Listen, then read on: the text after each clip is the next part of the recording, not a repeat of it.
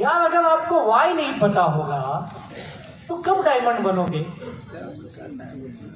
मैं जब बिजनेस में आया था ना, सच बताऊं, मुझे भी ये सब कुछ समझता नहीं था, मेरा भी वाई कुछ क्लियर नहीं था। जब मैं इनके मीटिंग ट्रेनिंग में गया तो ये टीसी क्या होता है, डीटीसी क्या होता है, ये तो नाम पहली बार सुने आप। सही बात है, मुझे पहले लगा टीसी यानी रेलवे में काम दिलाएगा। बाद में पता चला टीसी मतलब टीम कोऑर्डिनेटर होता। हम तो एक ही टीसी जानते थे, यहाँ आके पता चला टीम कोऑर्डिनेटर बनना पड़ेगा। अच्छा ये बन गया तो क्या होगा, तब तू आगे बढ़, तो एरिया का बनेगा, तब डिस्ट्रिक्ट का बनेगा, तब स्टेट बनेगा, ये बनेगा वो बनेगा। पहले तो रैंक नहीं समझती थी। और जब पहली बार कोई माई लाइफ स्टाइल देखता है ना, सच बताओ, बिजनेस समझता है आपको? समझता है? नहीं समझता है। पहली बार इतना ही समझता है, ये जो आया है ये मुझसे 5-10 हजार रुपए लेके जाएगा, इतना ही समझता है। और वो 5-10 हजार बचाने के लिए अपन दुनिया भर के प्रपंच करते हैं, नाटक करते हैं। पैसा नहीं है, टाइम नहीं है, ये नहीं है, वो नहीं है, इसलिए नहीं कर रहा। वो 5-10 हजार बचाने के लिए ये कर रहा है, क्योंकि उसको पता ही नहीं है ये बिजनेस क्यों करना है। देखो एक नौकरी निकलती, समझो एक नौकरी निकली, आपके टीचर की नौकरी निकली जिला परिषद में, जिला परिषद है यहाँ पे जेडपी, जिला परिषद में टीचर की नौकरी निकली, और किसी ने आपको आके बताया नौकरी पक्का तुझे मिलेगी लेकिन 10 लाख देने पड़ेंगे, क्या करोगे?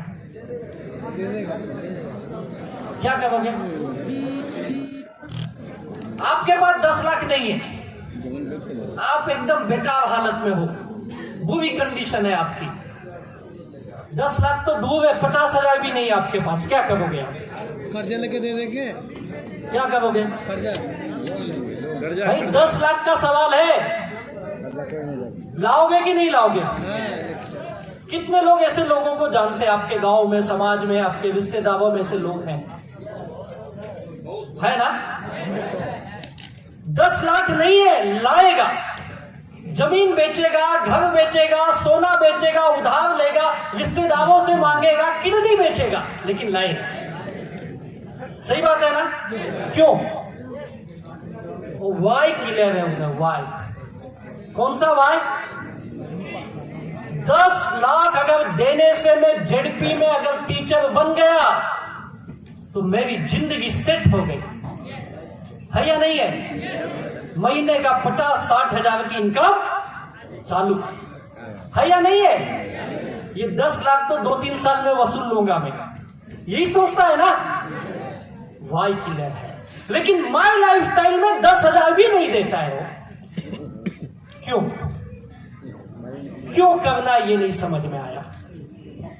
और मुझे जब पहली बार बताया गया ना तो मुझे भी नहीं समझ में आया, और मैंने भी अपने लीडर को 2-4 महीने नहीं, 1.5 साल 2 साल घुमाया हूं मैं, क्योंकि मुझे भी लगा ये मुझसे पैसे मांगने आया है। और इत्तेफाक ऐसा रहा कि जिस व्यक्ति ने मुझे बिजनेस के लिए अप्रोच किया और जिसने मुझे उनसे मिलाया, आज वो व्यक्ति इस बिजनेस में नहीं है। उनका नाम है मिस्टर पिल्ले। आज मिस्टर पिल्ले केनिया में जॉब कर रहे हैं, और उन्होंने एक व्यक्ति को मुझे मिलाया, और वो व्यक्ति ने मुझे बिजनेस बताया, और मैंने भी मजाक किया, बोला सर ये सब होता नहीं है, ऐसे मैंने बहुत देखे हैं। और उसके पहले कंपनी में मैंने काम कर चुका था इस तरह की डायरेक्ट सेलिंग नेटवर्क मार्केटिंग में। मैं वहां पे 2-3 साल काम किया, लेकिन मैं फेल रहा। मुझे लगा ये सब ऐसे ही आते हैं और ऐसे ही बताते। मेरे भी माइंड में यही चल रहा था, ये आया मुझसे 5-10 हजार रुपए लेके जाएगा। और मैंने उनको बोला सर आप अच्छे घर के दिखते हो, क्योंकि मैं उनके साथ 2-3 घंटे बैठा था उस होटल में। उन्होंने मुझे उस 2-3 घंटे में चाय पिलाई, कॉफी पिलाई, सैंडविच खिलाई। अब 2-3 घंटे में जो इतना खिला रहा है तो आदमी तो अच्छा है ना। और हम तो नया आदमी जब मिलता है ना, हमको खाने के लिए ही मिलता है। सच बताता हूं, मैं भी खाने के लिए गया था। और 2-3 घंटे के बाद मैंने भी वही बोला जैसे बाकी के लोग बोलते। पता है क्या क्या बोलते बाकी के लोग? आपको भी आप बिजनेस बता दो, लोग क्या बोलते हैं आपको? सोचता हूं, देखता हूं, अभी पैसे नहीं है, यही बोलते हैं ना। मैंने भी यही बोला। इतना ही नहीं बोला, जाते जाते एक और सलाह भी दे गया। पता है क्या बोला? जब तक आता है ले लो, पता नहीं ये कब भाग जाएगी कंपनी, कोई दूसरा काम धंधा कर लो। ये सलाह दे के आया था और मुझ पे हंसने लगे कि तुम नहीं जानते हो। बोला सब यही बोलते हैं। और मैंने बिजनेस नहीं किया 1.5-2 साल, और मुझे समझाते रहे और मैं उनको बहाने पे बहाने देते रहा, क्योंकि मैंने कई काम किए थे और मैं सब काम में फेल रहा। मैंने कहा मैंने एक नेटवर्क मार्केटिंग किया, तकरीबन 2.5-3 साल वहां फेल रहा। फिर मैंने दूसरे काम किए, मैं एक दुकान चलाया, होटल चलाया हूं, ऐसे छोटे मोटे बहुत सारे काम किए हैं। जिंदगी के मैंने 8 साल अलग अलग काम किए। इन 8 सालों में मैं पैसे नहीं कमाया। होटल चलाया, नुकसान किया। एसटीडी पीसों की दुकान खोली, वो नुकसान किया। एक गिफ्ट आर्टिकल की दुकान खोली, वहां पे नुकसान किया। डायरेक्ट सेलिंग नेटवर्क मार्केटिंग किया, वहां पे नुकसान किया।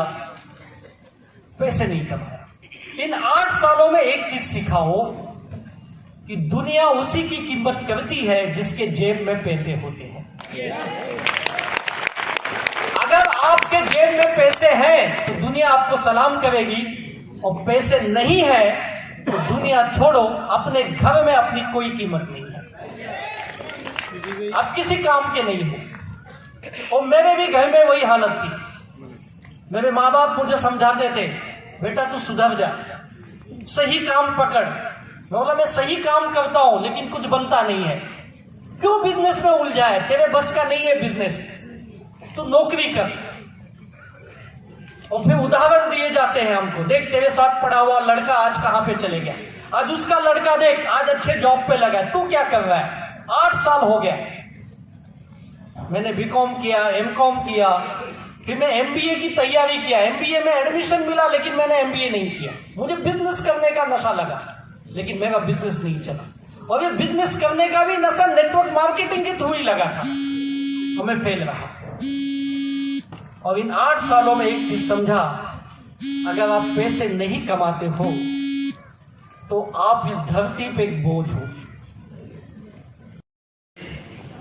मेरे घर पे मैंने झगड़े होते हुए देखे। मेरे माँ बाप आपस में झगड़ते थे मुझे लेकर के, इसको सुधार, इसको समझा। अब उनको लगता था लड़का नालायक हो गया है, ये किसी काम का नहीं है। क्योंकि जब अपने रिश्तेदार, गांव के लोग, आसपास के लोग पूछते तुम्हारा लड़का क्या कर रहा है, उन्हें पता ही नहीं क्या कर रहा है, क्या बताए। और हर माँ बाप चाहता है कि हमारा बच्चा अच्छे लाइन पे लगे, 2 पैसे कमाए। और मैं एक चीज और बोलता हूं, जिस घर में पैसे नहीं आते उस घर में झगड़े ज्यादा आते हैं। अब देख लो किसके घर में ज्यादा झगड़े होंगे, जहां ज्यादा पैसा या जहां कम पैसा है? क्या लगता है आपको, कहां होगा? कम पैसा। कितने लोग मेरी बात से सहमत है? जहां कम पैसा वहां झगड़े ज्यादा है। तो मेरे घर पे भी झगड़े।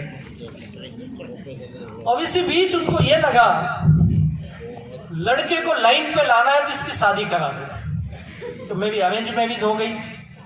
घर के प्रेशर में मैंने भी हाँ बोल दी, शादी हो गई। अब एक और झगड़ा। मेरी माँ मेरी वाइफ को बोलती थी सुधार तेरे पति को, वो बोलती थी मेरा तो भाग्य फूटा है जो ऐसा पति मिल गया। तुम तो उसको बिगाड़ के रखो, मैं क्या सुधारूं? और फिर वो मुझसे झगड़ा कर, तुम कुछ करते क्यों नहीं पैसे कमाते, क्या काम है तुम्हारा? मैं बोला ये सब शादी से पहले इनको अभी करना चाहिए। तेरे बाप ने चेक क्यों नहीं किया? वो बोलता चेक तो किया, सब अच्छा लगा था। बोला बाहर से सब अच्छा लगता है। और एक और नहीं झगड़े। यानी लाइफ बिना पैसों की बहुत मुश्किल है। और मैं जानता हूं एक एक रुपए की जिंदगी में कीमत क्या होती है। और न चाहते हुए मैंने नौकरी करना शुरू किया, क्योंकि मेरे घर से अल्टीमेटम मिला, अब बस हो गया तेरा नाटक, अगर तुझे घर में रहना है तो तू जॉब करेगा, हम जो बोलेंगे तू वो करेगा, नहीं तो तू अपना रास्ता देख ले। अब मुंबई जैसे शहर में आपको जानते हो घर कितना मुश्किल होता है,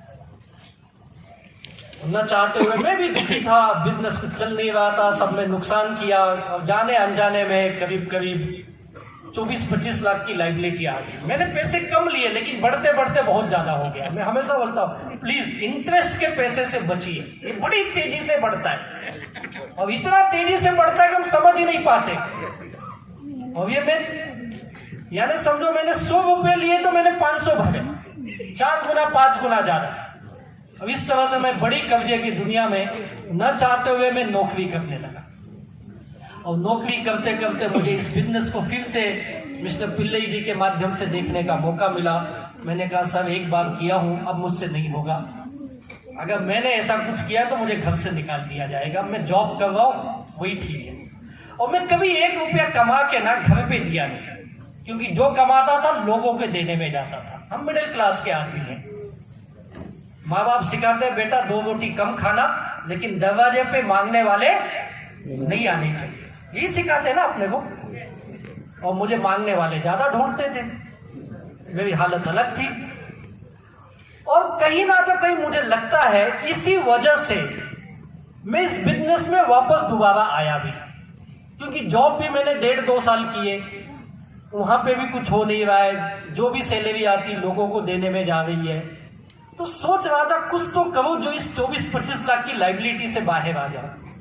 बिजनेस मेरे पास वापस आया, पैसे की सख्त जरूरत थी, लेकिन विश्वास नहीं था कि ये बिजनेस मुझे इतना पैसा देगा। और न चाहते हुए वन फाइन डे मैंने डिसीजन लिया, क्योंकि मैं इस कंपनी को 1.5-2 साल देखा हूं।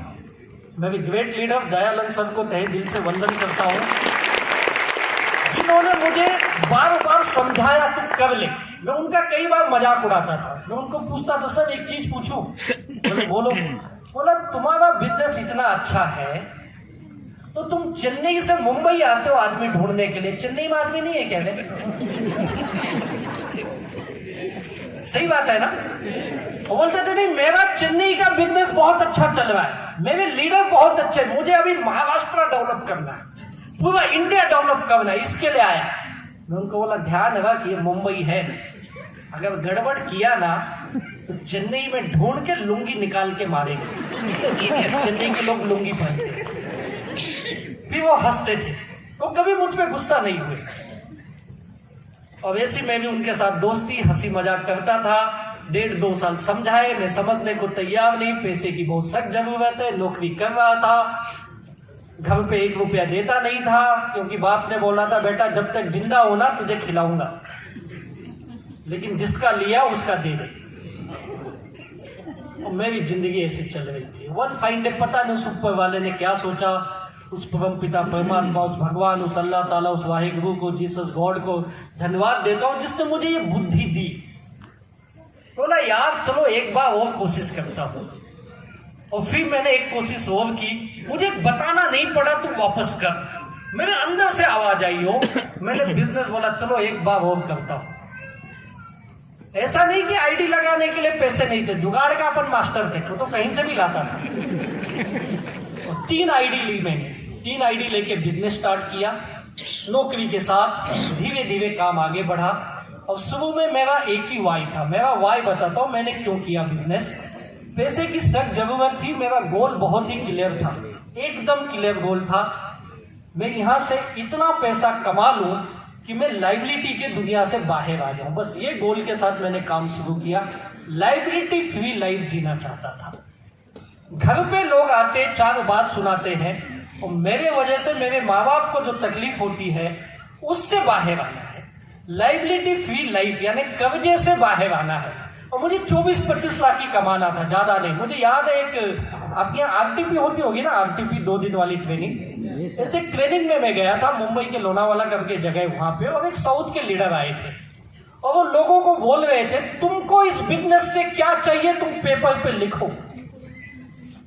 सब लोग लिखे, मैंने लिखा, मैं ऐसे में बहुत कैजुअल था, बोला पागल लोग कुछ भी बोलते लिखो।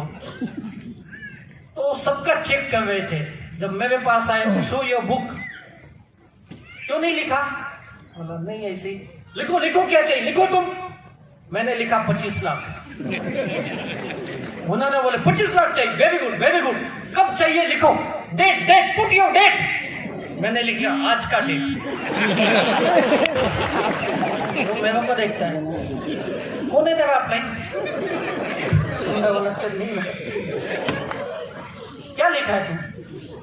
बोला आप ही बोले ना कब तक चाहिए। मैंने लिखा अभी दे दो। मैं तो सोचा लिखूंगा तो भाई सब दे देंगे। बोले ऐसा थोड़ी मिलता है। बोला आप बताओ कैसा मिलता है। बोले तू ज्यादा होशियार मत बन, 2-4 साल लगते हैं इसके लिए। आप बताओ 4 साल लिख देता हूं, लेकिन 4 साल के बाद मिलना चाहिए। बोलते तू बाद में बात कर, चुप। वो चले। मेरा एक ही गोल था, ना डायमंड बनना था, ना मुझे गाड़ी खरीदनी थी, ना घर खरीदना था, कुछ नहीं खरीदना था।